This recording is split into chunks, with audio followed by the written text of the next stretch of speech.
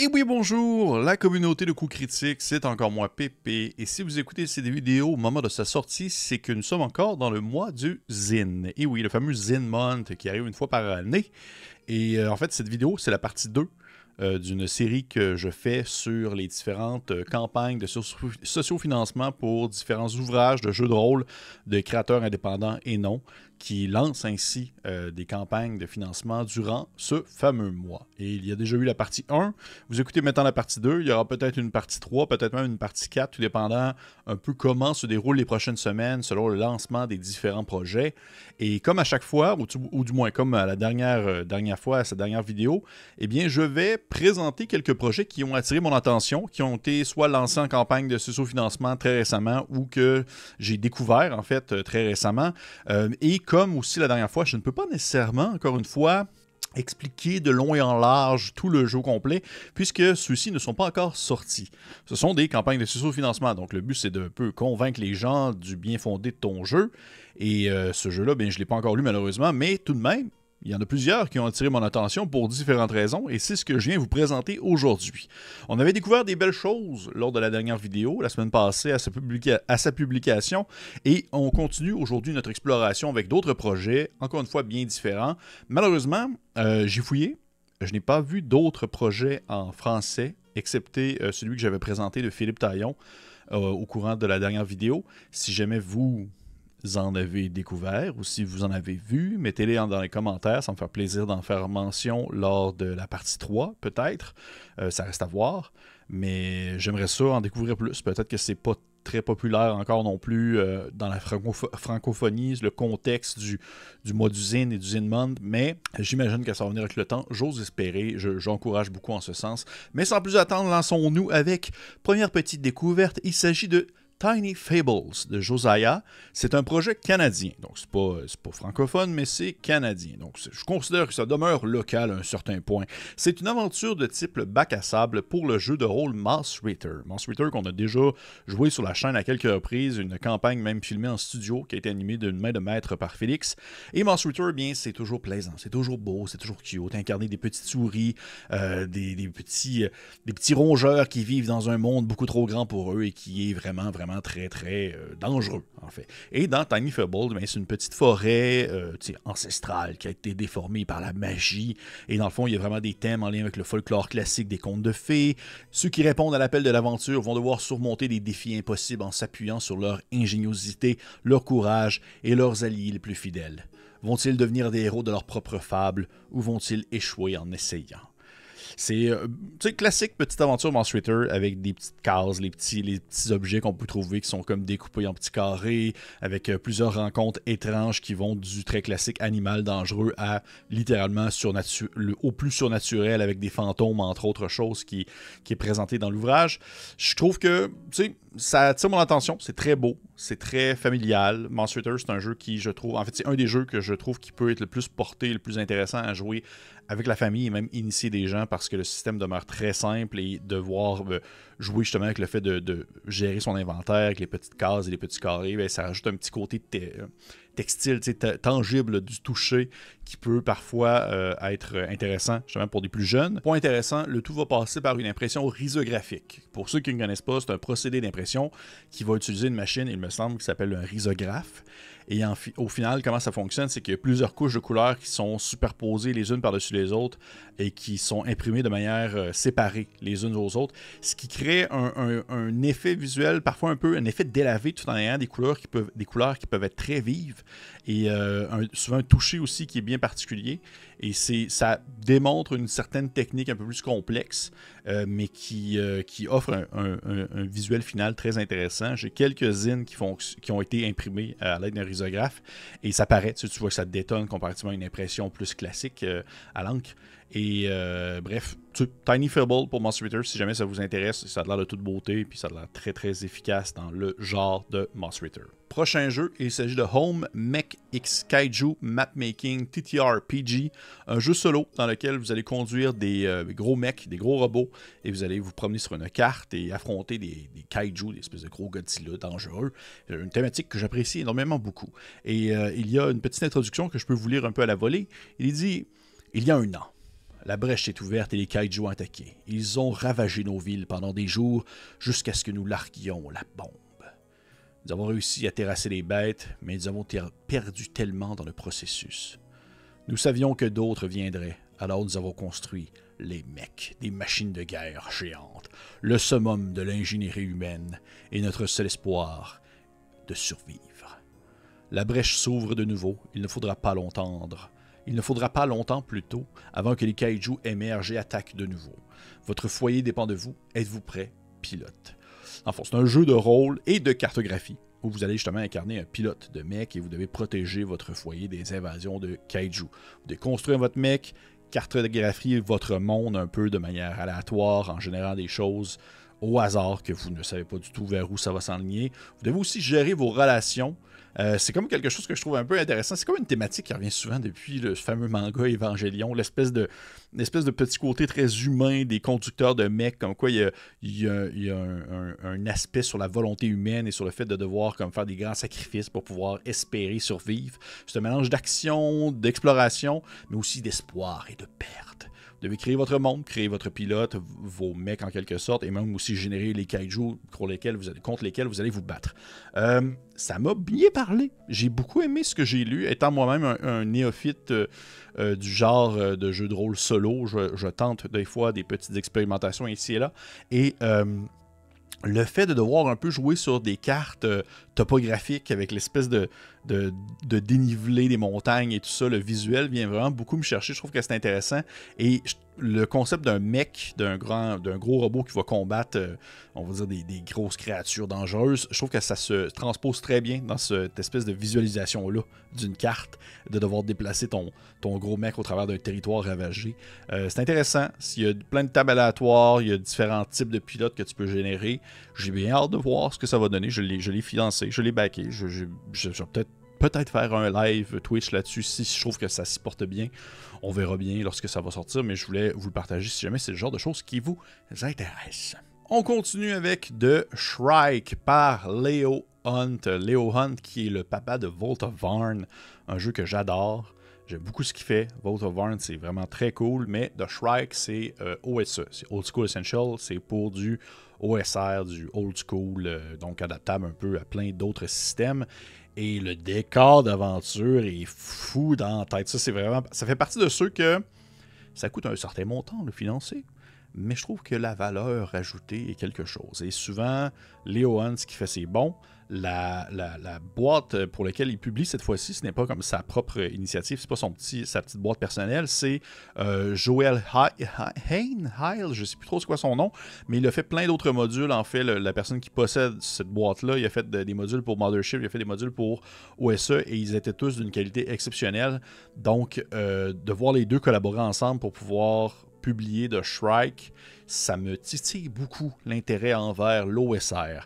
Parce que c'est un décor d'aventure de plus de 300 pages qui se déroule dans une section de l'enfer. Tu sais, c'est très métal. Là.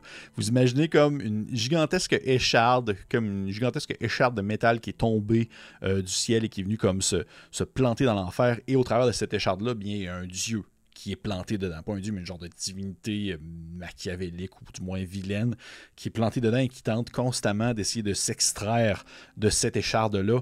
Et il a transpercé son cœur en soi, donc ainsi le sang divin a commencé à couler un peu partout, nourrissant la vie à l'intérieur d'une espèce de méga structure de fer qui est cette lame gigantesque, ou du moins cette écharde qui est tombée du ciel.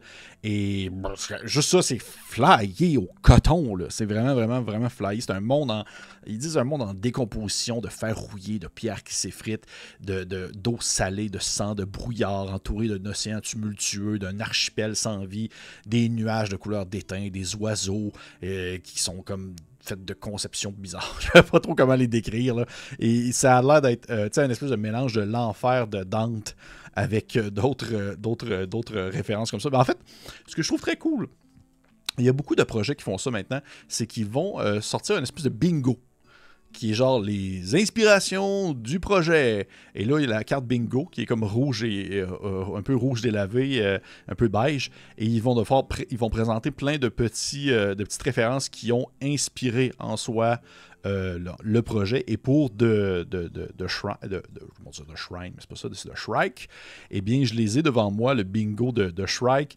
Il parle entre autres de Majora's Mask, Silent Titan, qui est un ouvrage de Patrick Stewart, les peintures de Francis Bacon, si vous voyez un peu ce que je veux dire, Elden Ring, ce fameux jeu vidéo, là je peux comprendre vraiment beaucoup la référence, la Divine Comédie de Dante aussi également, Dark Souls, Mad God, un film assez flyé qui se déroule aussi dans une espèce d'enfer étrange. Gustave Doré, qui est un autre artiste de la vieille école aussi, qui a fait des choses assez flyées dans cette espèce de côté très apocalyptique, infernal. Donc, on comprend les références. Je comprends les références. Je trouve ça intéressant. J'ai hâte de voir qu'est-ce que ça va donner. Je trouve que ça vaut la peine. Ça vaut la peine. Ça, dans mon sens, ça vaut la peine de payer pour ça parce que le produit final va être assurément de toute beauté. Vous pouvez voir un peu les visuels qui ont sorti. C'est très justement inspiré, espèce de quasiment pas brouillon, mais un peu juste vieille illustration de vieux livres d'histoire qui portent justement sur l'art religieux et des choses comme ça. C'est très beau et c'est sûr que ça va être extrêmement intéressant, surtout en plus que c'est un bac à sable de type un peu point crawl. Il était décrit ça comme ça avec plusieurs zones à explorer. Je pense que c'est 40 ou 45 emplacements à découvrir et des donjons en plus on va dire à traverser pour pouvoir éventuellement, peut-être ou non, libérer le dieu. Ça dépend vraiment. Je sais qu'il y a plusieurs factions aussi que vous pouvez rencontrer au travers de l'aventure avec lesquelles vous pouvez interagir pour voir un peu qu'est-ce qui est possible de faire, des nouveaux monstres, des objets magiques. Écoutez, il y a 300 pages, c'est quelque chose. Fait que c'est ça. De Shrike, de Leo Hunt. Gros projet, très ambitieux. Et je suis persuadé que le rendu final va être merveilleux. Ça fait partie de mes gros coups de cœur pour ce mois des zines. Et on continue ensuite avec The Lesser Key of the Sans Destin, qui sont en fait 2 zines compatibles avec des ouvrages qui ont été préalablement publiés de Rainy City.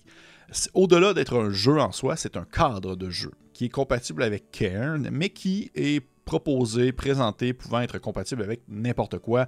C'est popularisé ainsi. C'est très neutre. Vous pouvez l'adapter à votre sauce, au système à votre choix. L'important, c'est l'univers qui est présenté, la Rainy City, la ville pluvieuse, qui est une espèce de genre de cité urbaine un peu entre Florence et Venise, dans laquelle il y a des grandes gargouilles perchées sur des statues. Il pleut tout le temps, il y a des voleurs qui évoluent dans l'ombre et des menaces encore pires qui grandissent dans l'obscurité, dans le creux de la cité en soi. Et très intéressant, très cool. Les 2 suppléments qui sont présentés là, il y en a un qui c'est le guide du marionnettiste, qui présente en fait une facette de la criminalité qu'on ne connaît pas, les marionnettistes de rue, qui sont des individus qui peuvent donner un semblant de vie à des marionnettes et les utiliser pour commettre des méfaits.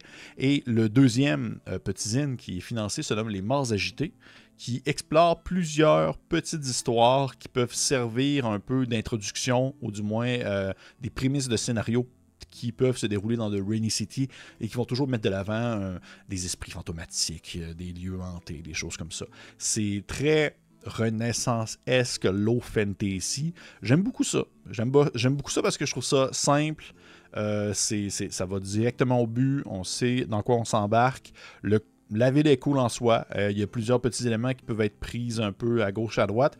Surtout aussi, je trouve que le prix est vraiment très intéressant pour l'ensemble de l'œuvre. Si vous voulez absolument tout, donc vous n'avez pas le Rainy City de base, le livre de base, et vous aimeriez l'avoir en plus des suppléments, le prix a vraiment du sens. C'est c'est pas du tout valeur. On va pas investir un rein puis 2 fois là-dessus. Là. Ça se prend très bien. Et le visuel est très old school avec des espèces de dessins, des illustrations qui proviennent soit, on peut dire des illustrations libres de doigts ou des dessins qui ont ce style-là, rappelant quelques illustrations du médiéval, de l'époque de la Renaissance, Moyen-Âge et tout ça. Donc, très cool. Très cool. C'est The Lesser Key of the Sans Destin par Super Hero Necromancer Press, que je ne connaissais pas jusqu'à ce que je prenne contact avec eux, parce que je trouvais ça intéressant, puis je voulais parler, en fait, de leur projet, et je suis très content. J'ai vraiment hâte de voir à quoi ça va ressembler au final. Je trouve que ça a l'air d'être très, très cool produit. On continue ensuite avec un autre jeu solo parce que oui, je tente en 2024 de me renouveler. Il s'agit de Outlier, the award-winning solo TTRPG of Weird Research de Max Shepard. Et c'est un style de jeu solo que j'apprécie beaucoup, du moins dans ceux que j'explore ces temps-ci. C'est le format journal, où est-ce qu'il faut que tu prennes en note des choses, que tu remplisses un journal à mesure que le temps passe, que ce soit par jour, par semaine ou autre. Et c'est un jeu dans lequel vous allez incarner un assistant de recherche qui tente de faire son travail dans un environnement complètement absurde, très surréaliste. Pensez à Severance qui est sorti récemment chez Apple, il me semble que c'est ça le nom, où eux aussi l'auteur fait référence aussi à Gravity Falls en termes de surréaliste, un peu goofy, où vous devez tenter d'accomplir des tâches, mais il se passe tout le temps des choses qui vont au-delà du réel et qui dépassent l'entendement. Et vous devez recruter des participants, collecter des données, effectuer des tâches diverses en lien dans un laboratoire, enregistrer vos activités quotidiennes dans votre cahier de laboratoire qui est un peu votre livre de jeu. Et vous devez espérer que le tout fonctionne bien, que vous puissiez avoir les subventions nécessaires pour pouvoir continuer à produire les recherches pour lesquelles vous travaillez, qui parfois ça peut être un peu complexe, c'est pas trop clair. J'aime vraiment beaucoup ça. J'aime vraiment beaucoup ça. Le système a de l'air très cool. C'est basé sur un système de jeu solo que j'entends parler souvent qui s'appelle The Wretched. Et j'ai jamais eu l'occasion de l'essayer. Ça peut utiliser en fait des cartes à jouer, des dés, même les autres qui parlent d'une tour de Jenga dans ce concept-ci. Et je trouve que ça a l'air très intéressant pour pouvoir générer aléatoirement des éléments tout en restant très cadré dans la thématique. Et la thématique ici, elle est assez flyée. C'est quelque chose qui vient beaucoup me chercher. Le thème vient beaucoup me chercher, je dois l'avouer. Et encore une fois, c'est ce qui vient vraiment, on va dire, me vendre en matière de jeu solo. Pour l'instant, ce n'est pas tant un système plutôt que le thème qui est mis de l'avant. Et là, ça, j'aime ça. Le fait que ça soit comme un journal solo, je trouve que c'est un bel exercice. Et ça me donnerait vraiment le coup d'essayer. Le visuel est super beau. Il faut regarder ça. Là, je vous présente du visuel en même temps que j'en parle. C'est vraiment de toute beauté. Et on dirait que j'en sais pas encore trop. Mais je suis quand même curieux. J'ai vraiment hâte de voir. Puis j'ai financé. J'ai backé au point d'avoir justement une espèce de cahier de recherche. Mon journal de recherche que je vais pouvoir remplir et voir ça a du sens. C'est le genre de choses que je me dis que ça, par contre, je ferai pas un live là-dessus. J'ai l'impression que ça va être un peu ennuyant. Mais de le faire comme exercice pour moi, créatif à l'extérieur, un soir ou le matin en me levant avant d'aller travailler, je dis, c'est vrai, il faut que j'aille faire mes recherches pour le laboratoire et je vais checker un peu qu'est-ce que je peux faire en général aléatoirement des choses. Je trouve que c'est quelque chose de très stimulant. Donc ça, je vais peut-être en faire une critique lorsque je vais le recevoir, on va regarder ça, mais c'est le genre de choses qui vous intéresse. N'oubliez pas, tous les liens sont disponibles dans la description de cette vidéo. Et finalement, on termine cette semaine avec un dernier ouvrage, The Pit of Blasphemy de Tania Herrero. C'est un scénario compatible avec Morborg qui aborde des thèmes tels que le vin, la damnation et le blasphème. Je trouve que ça a l'air très cool. Il y a une petite introduction aussi qui dit « À 3 jours de cheval, en bordure du lac Honda, depuis Shelwig, une vieille villa se dresse encore, Castella. » Et à l'époque où le soleil brillait encore dans le ciel, Castella et ses vins étaient célèbres, une délicatesse réservée uniquement aux palais les plus distingués. Mais au jour de l'Apocalypse, Castella est devenu un autre gouffre de misère, entendant la fin des temps, tombant dans l'oubli et la décadence. Ou du moins, c'était le cas, jusqu'à ce que les vignobles recommencent à produire de nouveau. Un scénario pour Morborg de 56 pages, c'est quand même quelque chose, et si j'ai décidé d'en parler aujourd'hui, c'est parce que je trouvais bien humblement que ça en valait la peine. Je ne vous cacherai pas qu'il y a une certaine époque, il n'y a pas si longtemps, Morborg était encore l'espèce de projet un peu bonbon, indépendant-ish, qui avait des pléthores et des pléthores de suppléments qui étaient proposés en campagne de sous-financement, venant de tout bord, de tout côté.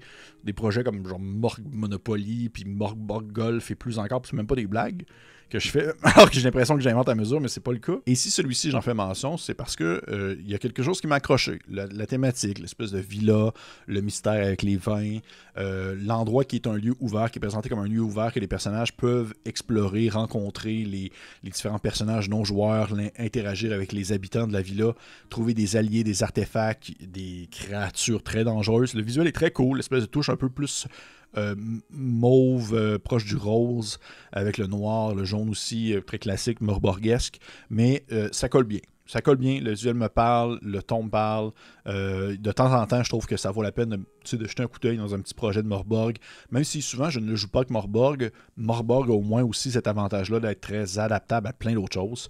Et celui-là m'a donné le goût. j'ai le goût de l'essayer, j'ai le goût de tenter, en plus bien sûr du beau projet de Philippe Taillon, mais j'avais le goût de tenter The Pit of Blasphemy pour cette année, et on verra bien qu'est-ce que ça donne au bout du compte. Je vous reviendrai là-dessus peut-être éventuellement si je trouvais que ça en valait réellement beaucoup la peine.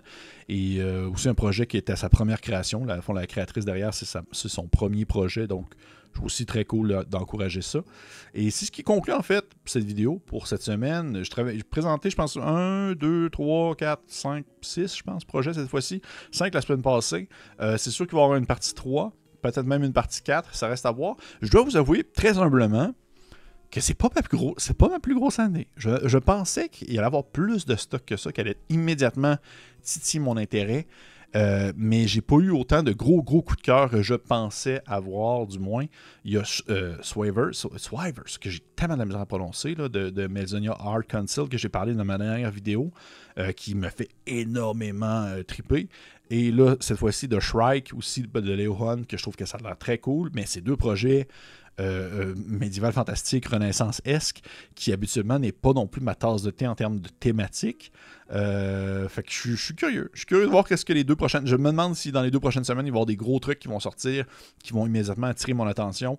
Peut-être, peut-être pas, ça reste à voir. Encore une fois, je vous encourage à me mettre dans les commentaires, partager, commenter. Si vous avez vous-même des choses que vous avez financées, que vous avez trouvées intéressantes, dites-moi-le. Ça me fait plaisir de jeter un coup d'œil, que ce soit ici ou sur le Patreon ou même sur Facebook, bref, dans les différents réseaux. Même écrivez-moi en privé si vous pensez que genre un projet en question pourrait vraiment full m'intéresser. C'est sûr que je vais y jeter un coup d'œil et je vais peut-être en parler lors de ma partie 3. Donc, hey! Pas plus compliqué que ça. Je vous souhaite une belle fin de journée et profitez donc. Hein, profitez. Allez dehors. Il fait beau aujourd'hui. Je ne sais pas quand est-ce que vous l'écoutez. J'espère qu'il fait beau aujourd'hui, que c'est pas la tempête. Mais allez, sortez dehors. Profitez du beau temps.